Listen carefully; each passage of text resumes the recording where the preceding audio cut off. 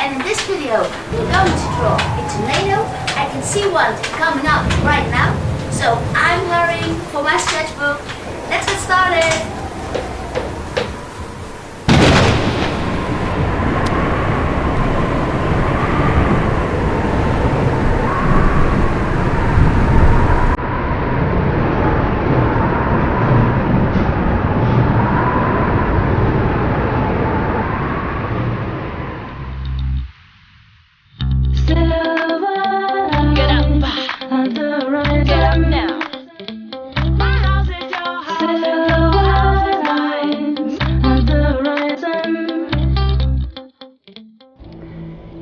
This is the tornado we're going to do, and these are two little sketches I've already made, and so you can see what we are going to draw today.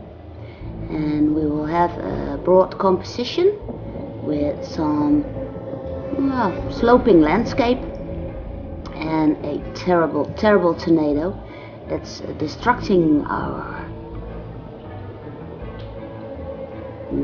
landscape. And I also want to place in a little shed or a barn and some trees that will be sucked in. So I'm taking a rather flat landscape, because tornadoes usually are in areas that are rather flat. And what I want to do is I have a disappearing point, and I want to draw all the attention to one point. Hey, go away to one point. And the trunk of the tornado will be going to that disappearing point also. We'll draw in some trees and a very dark sky at the top of our drawing. So everything is going towards the one disappearing point.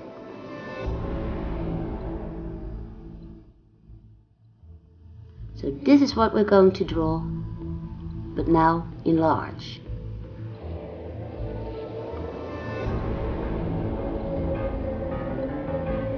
First I start out with the land and the horizon, and I put in about, my camera is taking some action now, the furrows that are in the ground.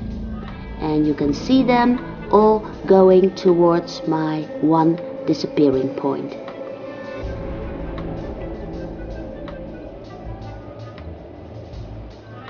The bottom of the trunk of my tornado is at the disappearing point, and I simply hatch a little bit, and then I first put in the shape of the way the trunk of the tornado will go.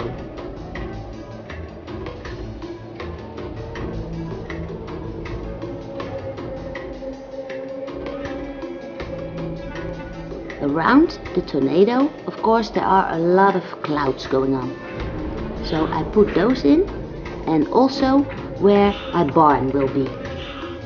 The barn will be in trouble, and also the tree that is standing next to the barn is going in the direction of the trunk of the tornado and will be sucked in.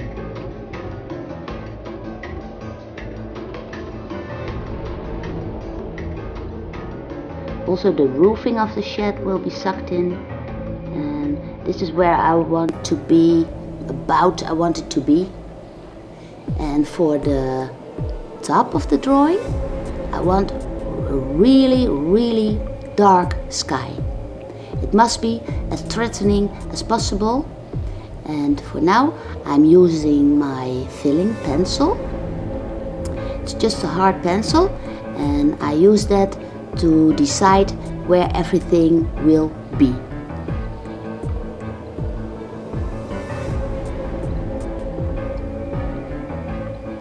For the furrows, I simply shade in the deepest parts. Just simple hatching is sufficient, and then I will know how the furrows will go.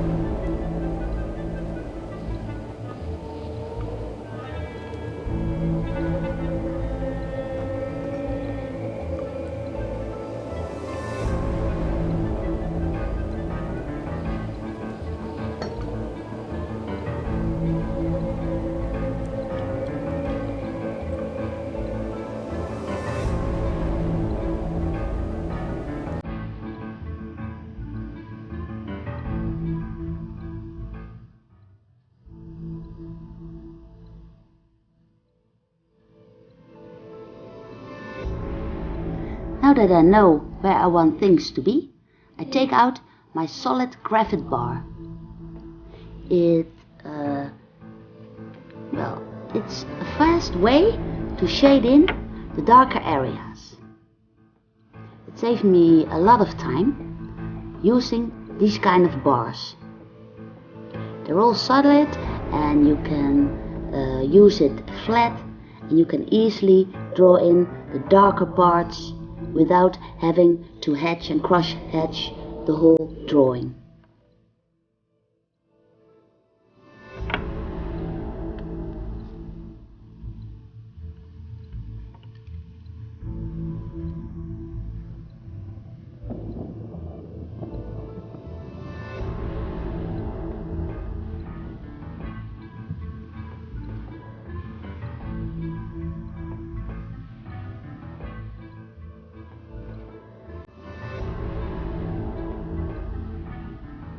You can even draw line-ish with these bars and make sharp edges. So, well, it's neat and it saves a lot of time. For the ground, I can easily shade it in lightly, so I can see the difference between what's ground and what's sky.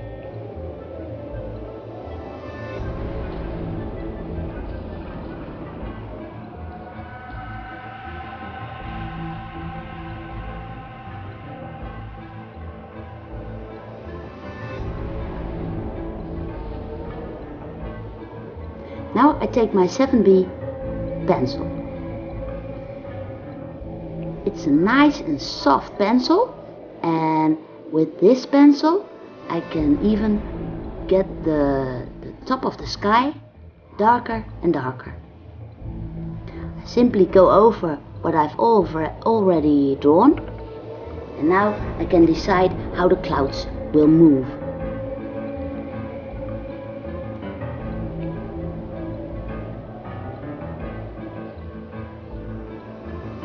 Zoom in a little bit here, and I take attention to the barn.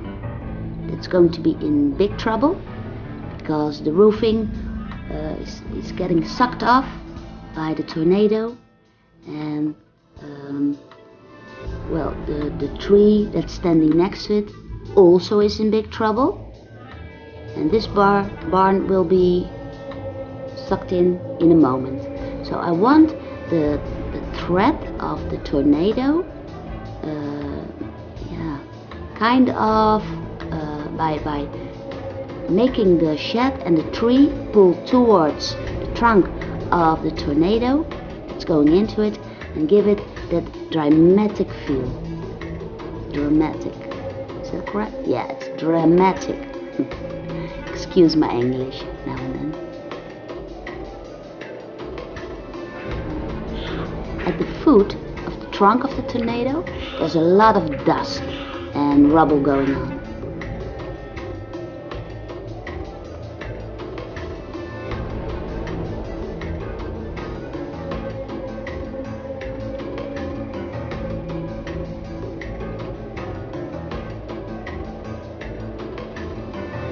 When you're drawing a tornado, it's very nice to get all kinds of gradients in grays. So I put dark shadings and real light shadings to give that extra feel of dimension.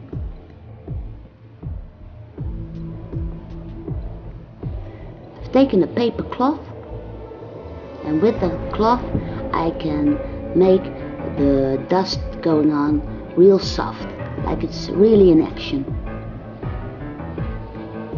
Then you can easily go over it with your pencil again and get back the want.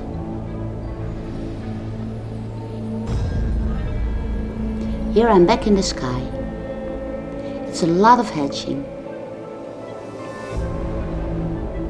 Of course, I speeded up this video because it took me about 15 minutes to make the whole drawing, and to make it easy to watch, I've speeded it up by 3.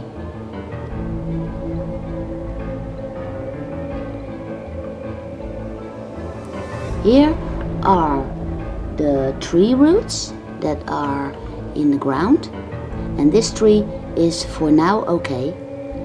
The leaves are already torn off, and this tree is still standing, and this tree, for instance, is already being shredded by the tornado. You can see the branches flying around. And for the bottom and for the furrows, I put in a little bit of peaky grass just to give the drawing more detail and more fun to watch.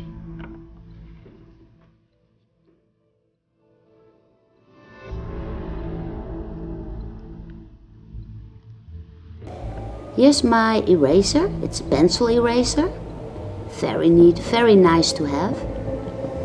And you can draw little, it's kind of drawing. It's erasing, but you can kind of draw with your eraser. Now I can draw in some white lines and to give the trunk of the tornado a bit of a spin.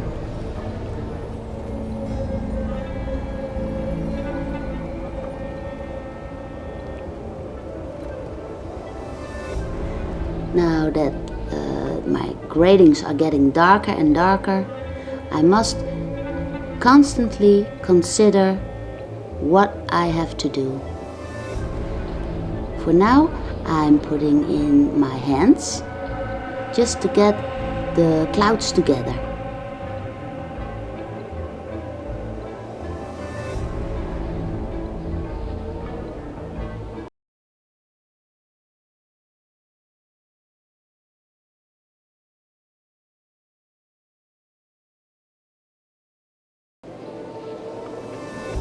I can even darken up the barn a little bit more and make the rubble some more detailed.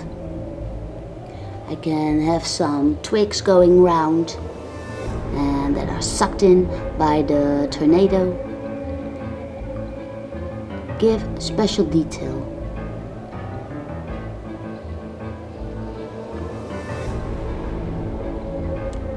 Now I go in even harder.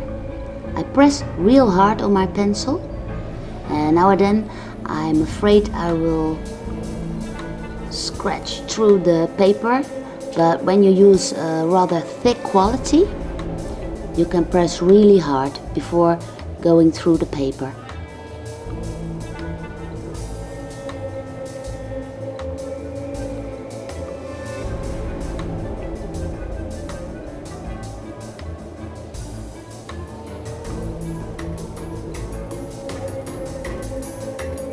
Underneath the top of the tornado, I put in extra darkness, so the tornado really stands out. And the top, of course, has to be as dark as I can.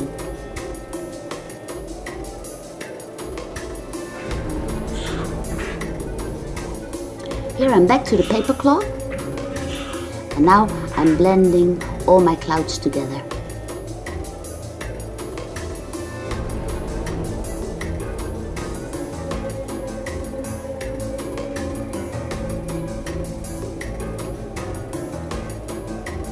This is so much fun to do. It's nice. You can call it like painting with a pencil, if you like.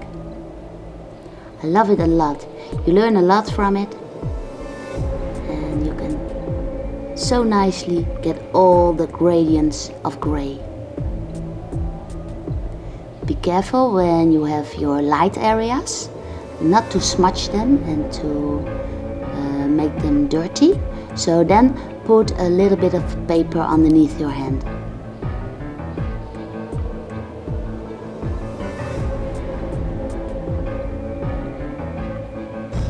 Nice.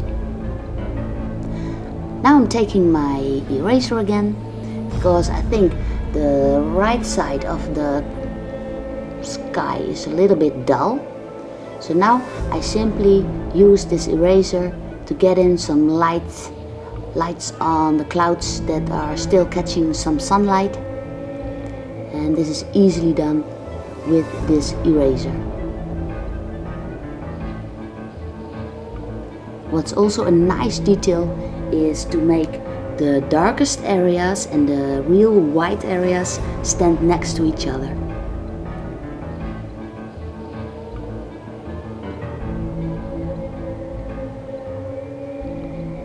Now the sky is getting more dynamic, just because I'm pulling out some light areas.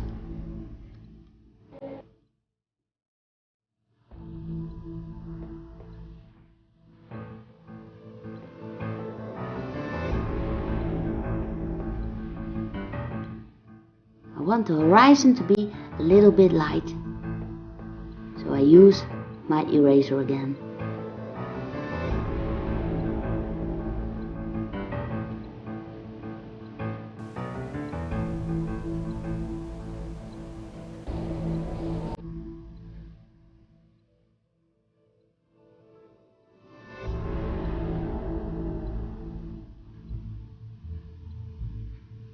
I still think the right side is a little bit dull, and I wanted to give more movement. So now I erase little lines to make the sky even more fierce, like it's really moving around.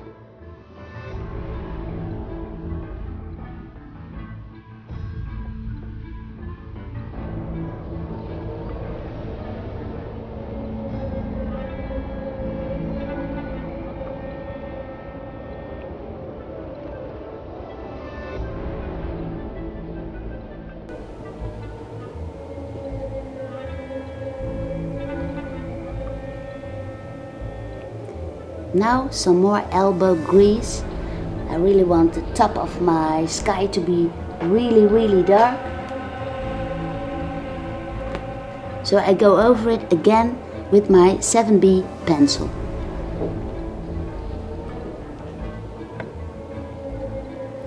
For the fine detail, for the foot of the trunk of the tornado, I use my filling pencil.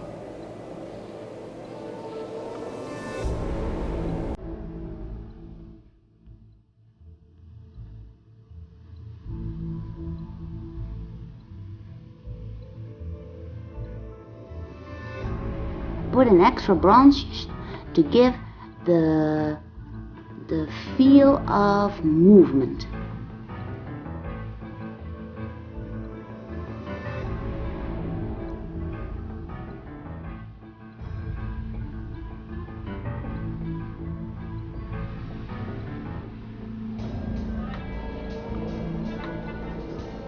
I think I'll leave it with this for so far. It's a really raw study. It's really nice to do. I love doing this. So for now, I'm signing my name. I wish you all the fun with it. It's nice to do. And I hope to see you again in one of my movies. Take care. Bye bye.